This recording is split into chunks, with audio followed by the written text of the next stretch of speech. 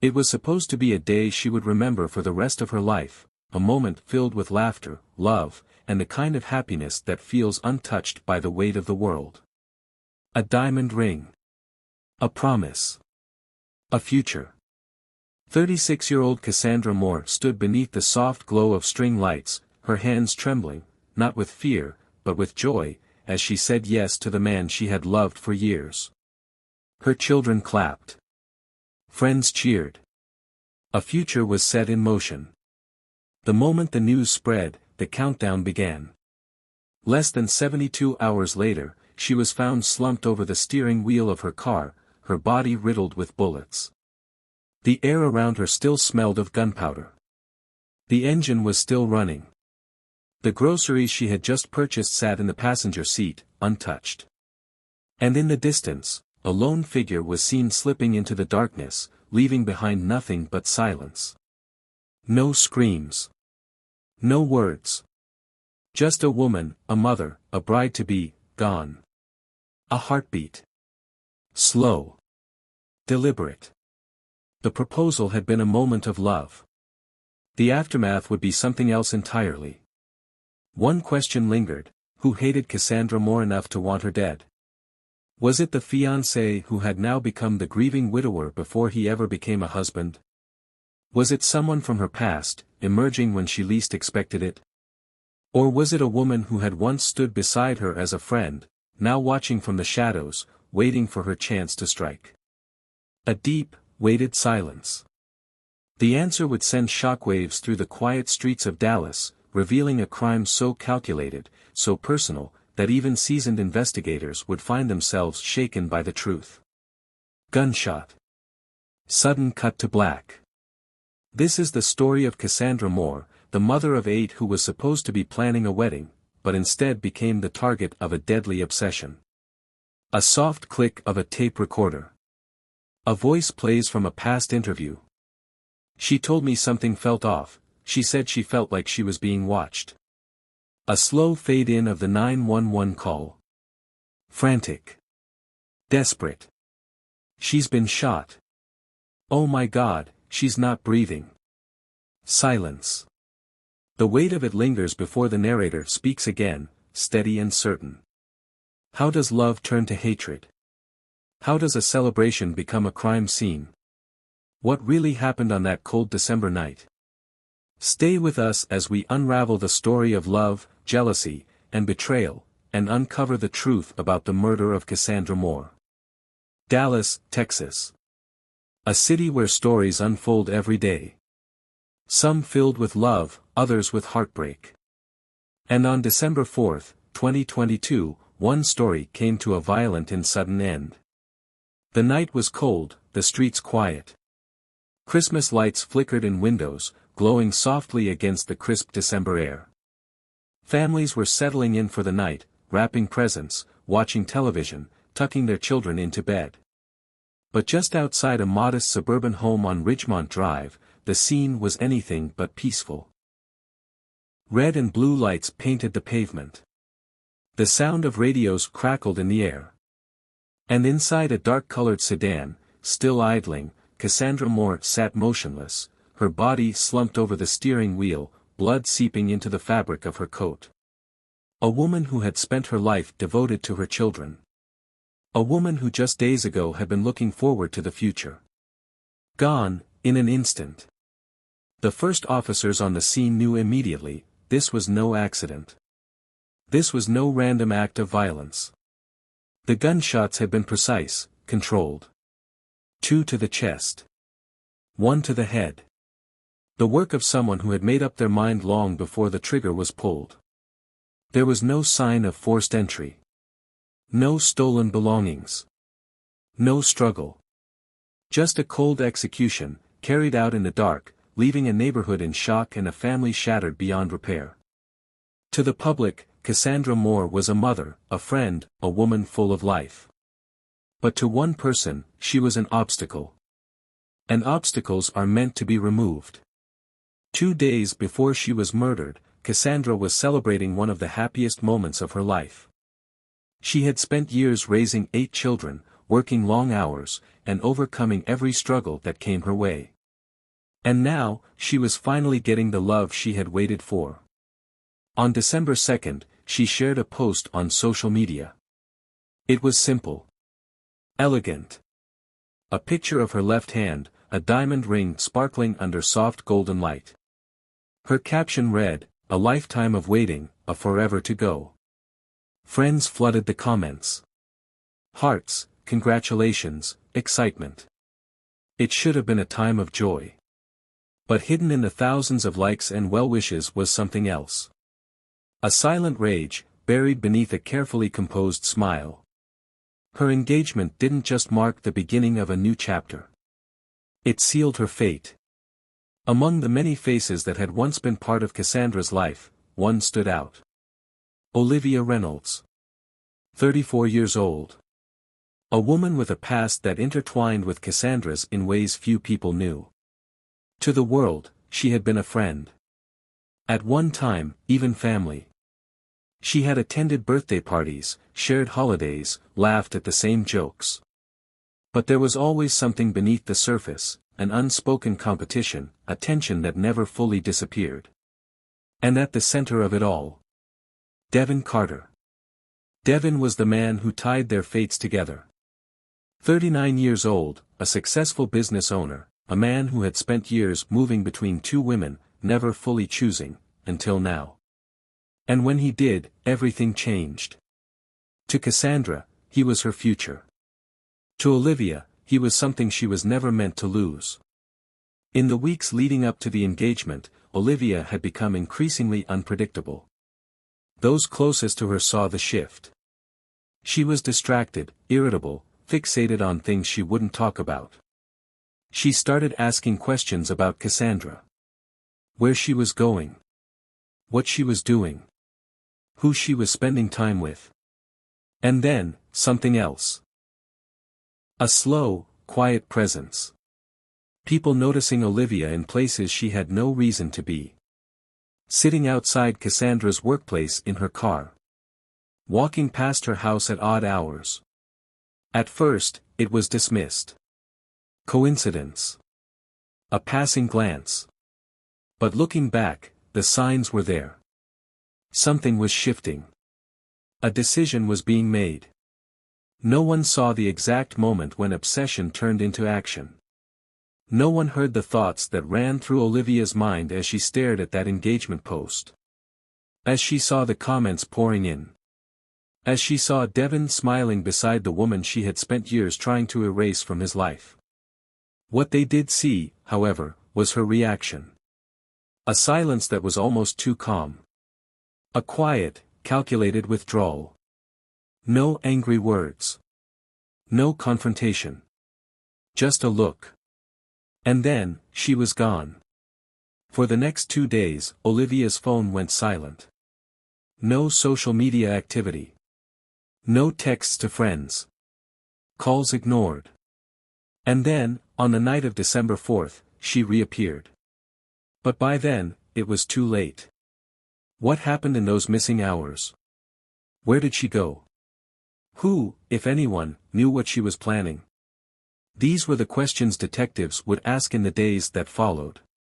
And as they pieced together the timeline, the picture that emerged was darker than anyone could have imagined. A woman scorned. A love she refused to let go.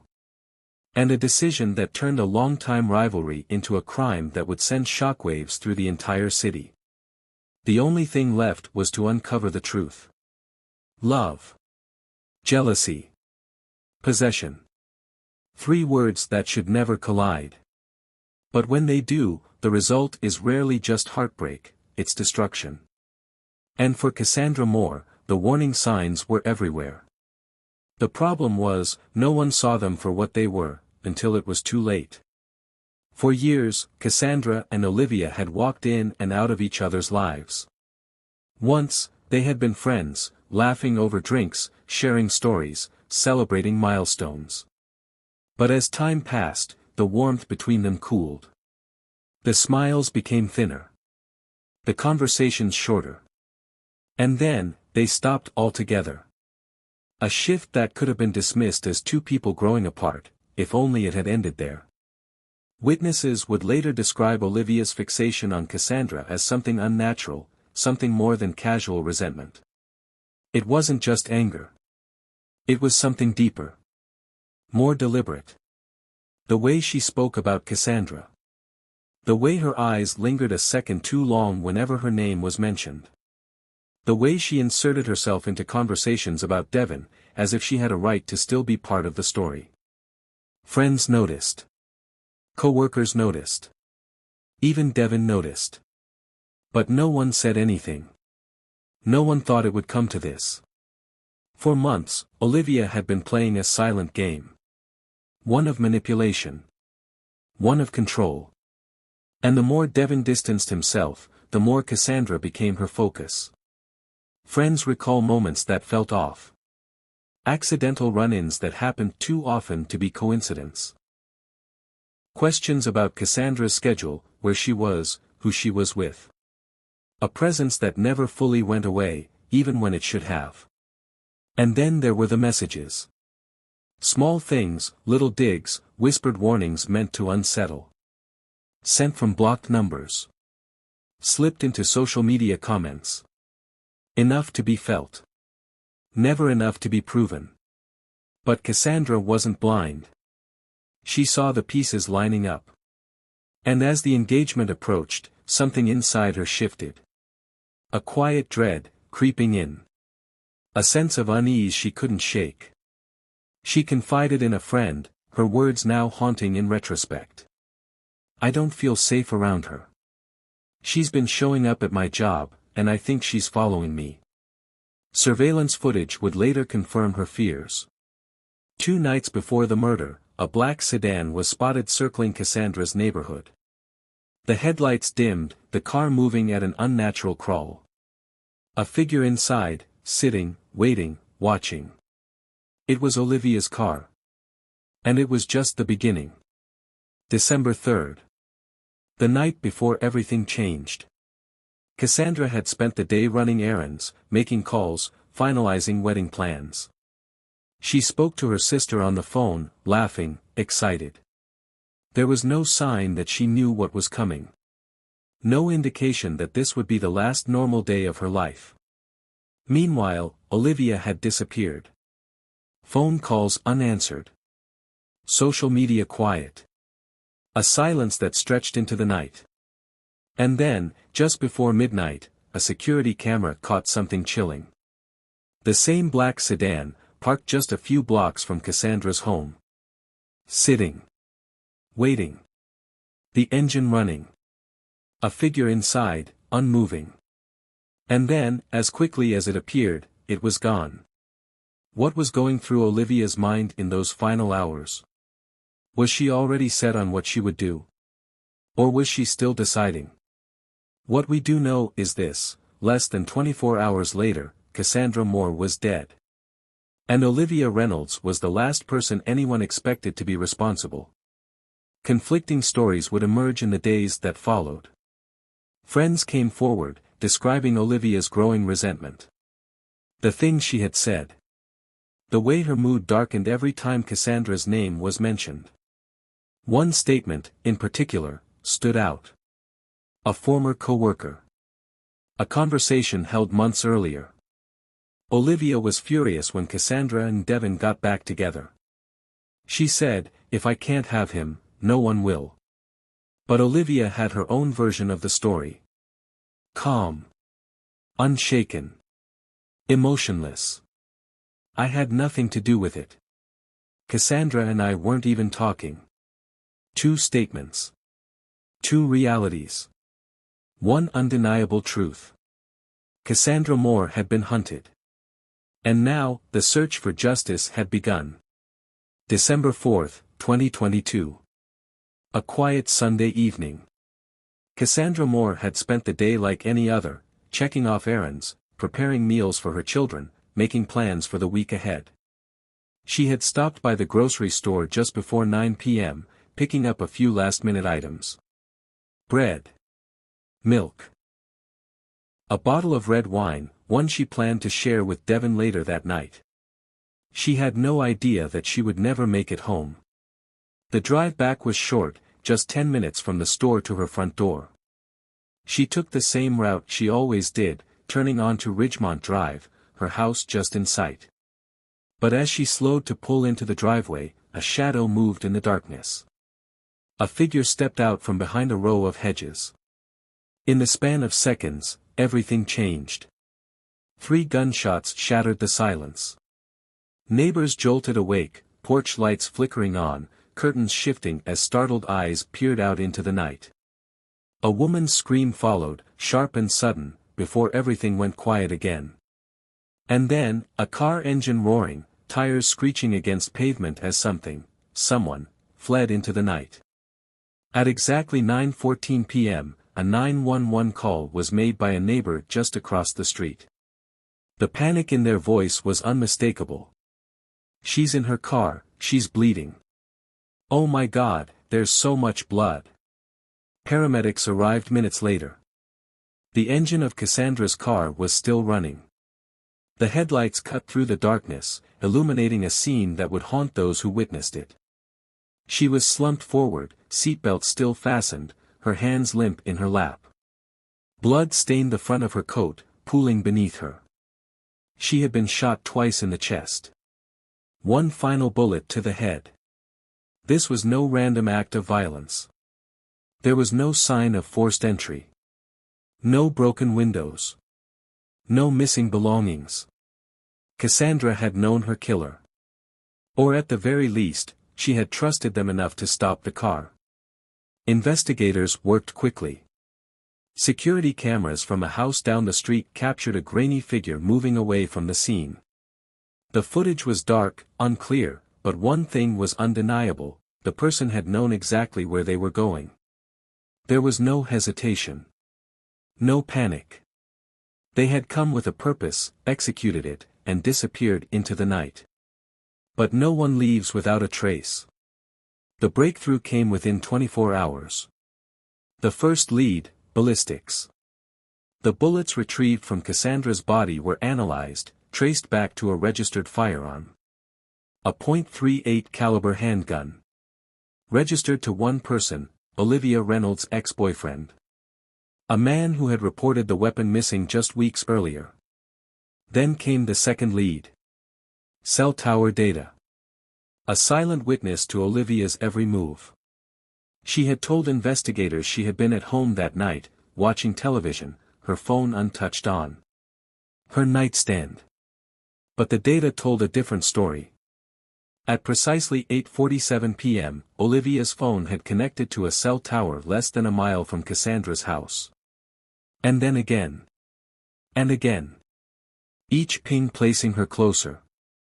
Until finally, at 9:16 p.m., just 2 minutes after the fatal shots were fired, her phone disconnected from that tower entirely, vanishing from the network for nearly an hour before reappearing near her apartment.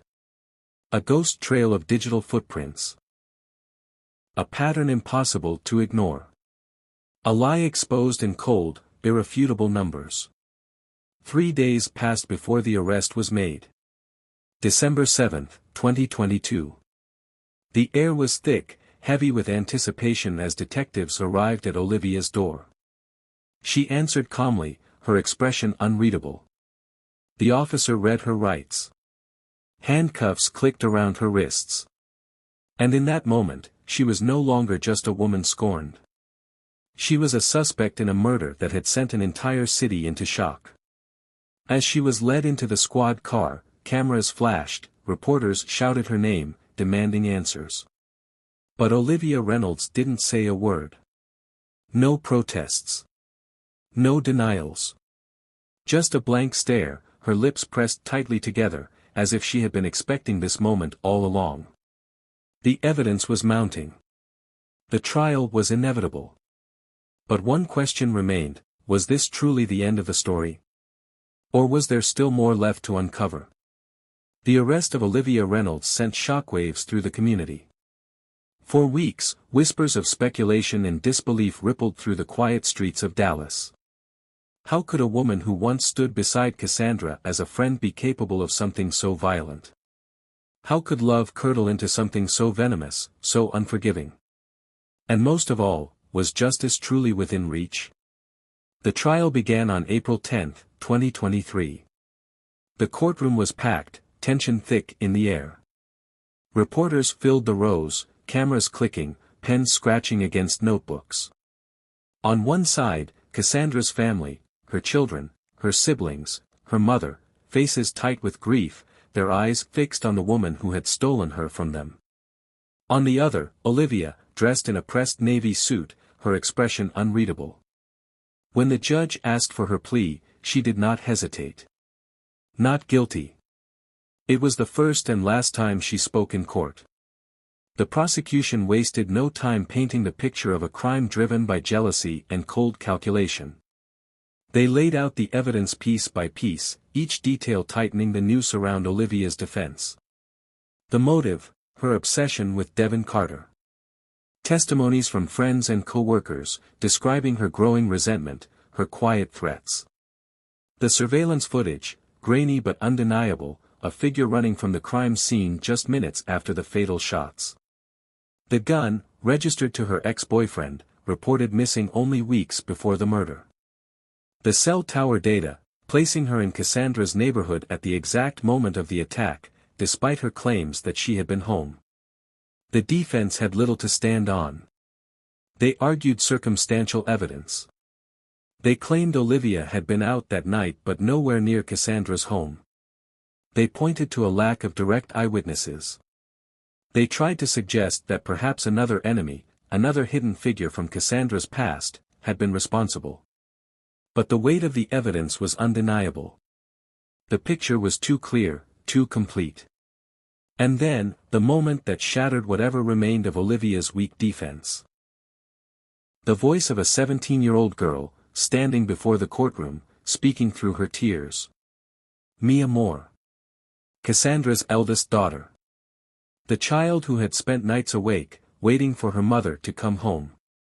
The girl who had answered the door the night of the murder, only to be met with flashing lights and the faces of officers who wouldn't meet her eyes. Now, standing at the witness stand, her voice barely above a whisper. She was my whole world. I just want justice for my mom. The courtroom was silent. There was nothing left to say. It took the jury less than 3 hours to reach a verdict. Guilty. First-degree murder. Life in prison without parole. Olivia did not react. No tears. No anger. Just the same empty stare she had held since the moment of her arrest. It was as if she had resigned herself to this fate long before the trial had even begun. Cassandra's family wept. Devin sat motionless, his face buried in his hands, the weight of what had happened pressing down on him. And as Olivia was led from the courtroom, shackled hands in front of her, she paused for the briefest moment. A glance, fleeting, toward Devin. Then, she was gone. In the weeks that followed, the world moved on. The headlines faded. The trial became another chapter in the long history of crimes that never should have happened. But for those left behind, the wounds remained. Devin Carter left Texas, taking Cassandra's children with him. The home they had shared, once filled with laughter, sat empty. The echoes of what could have been lingering in the walls. A mother of 8 lost her life over jealousy and obsession. Her children were left without the woman who had sacrificed everything for them. A man who once thought he had found love was left with nothing but guilt and regret. And a woman who had been consumed by a need to control what was never hers spent the rest of her life starved. Truth remains, love should never lead to death. And yet, for Cassandra Moore, that was exactly how her story ended. A love story that should have ended in wedding vows, ended in tragedy instead. A mother of 8, gone. A woman driven by obsession, locked away forever.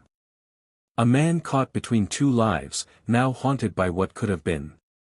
But is this the full story? Do you believe Olivia acted alone? Or was there someone else, someone in the shadows, someone who helped plan or execute this crime? Was the rage and jealousy entirely her own, or was there another force pushing her over the edge? And then, the question that lingers in the minds of many, could Cassandra have been saved? Did she sense the danger too late? If she had taken her fears to the authorities, if she had changed her routine, if someone had stepped in, would she still be here today? Let us know your thoughts in the comments. What do you think really happened on that cold December night? Was this a crime of passion, or something even darker? If you found this case gripping, make sure to subscribe for more true crime breakdowns. Stories that uncover the hidden truths behind the headlines. Stories that demand to be told. This was the case of Cassandra Moore.